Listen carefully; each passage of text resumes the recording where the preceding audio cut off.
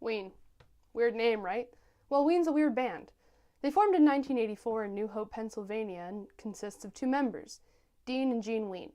The two met because the demon god Boognish appeared to them and told them to spread word of his being. Ween is actually a gospel band preaching the views of Boognish and what he has to offer the world. Okay, not really. Mickey and Aaron met in a typing class when they were 14. At first they didn't get along at all, but they quickly bonded over their shared senses of humor, their shared taste in music, and smoking weed together. The two took inspiration from one of their favorite bands, the Ramones, and decided to use the monikers Dean and Jean Ween for their band. In their early years, Ween had a mainly lo-fi sound. This is because they were recording on an 8-tracks recorder in Dean's basement. Now, this doesn't sound like a great method, but it worked for them, and in 1990, we got their first major release album, God, Ween, Satan, The Oneness.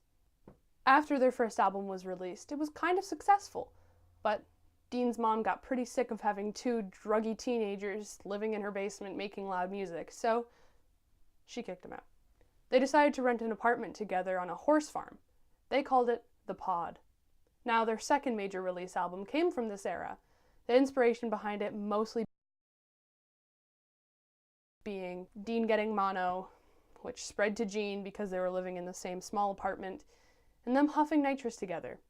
This album was named The Pod, named after their homely little horsefly-ridden, horse manure-scented, trash-ridden apartment. In 1992, they released their third album, Pure Guava. It was another lo-fi record, and their last. They welcomed 3 more members into their little family, and in 1994 we got the album Chocolate and Cheese. Chocolate and Cheese was very much different because it had a very refined sound. They actually recorded it in the studio. Dean and Jean were still doing their thing, being the frontmen of the band, but their 3 new members really influenced the album. We had Claude Coleman Jr. on the drums, Glenn McClellan on the keyboard, and Dave Drewitz on the bass. And this lineup remains unchanged since 1994. Their next album was kind of different. It was a country album released in 1996. It was called 12 Golden Country Greats, and it only had 10 songs on it. After this came The Mollusk in 1997. The Mollusk isn't their biggest album, but it probably is their most influential. A man by the name of Steven Hillenburg, the creator of SpongeBob, has said that it actually inspired him to create the show. So, without Ween, we wouldn't have SpongeBob. When the first SpongeBob movie was released, Ocean Man, a song off of The Mollusk, was put into the credits to pay homage to where the show basically came from. White Pepper, their next album, was released in 2000, which happens to be the same year I was released. It was considered to be their White Album, or their Sgt. Pepper album, and they put those two together to create the name White Pepper, obviously taking a lot of inspiration from the Beatles. Nothing really great came from this album. It's considered their most listenable to because the sound is very easy to listen to compared to a lot of the other stuff that Ween has released in the past. Their next album after this was Quebec, which was released in 2003.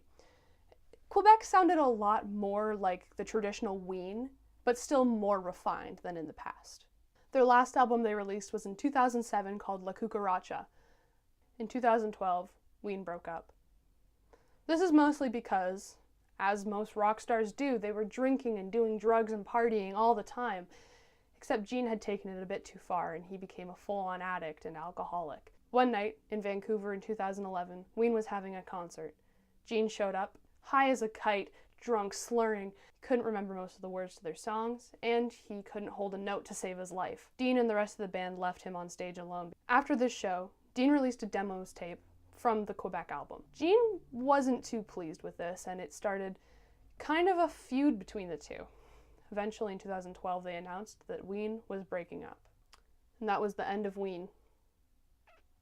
For 3 years. In November of 2015, Ween came back. Gene went to rehab, got sober, cleaned up his act significantly, and he and Dean got on good terms again.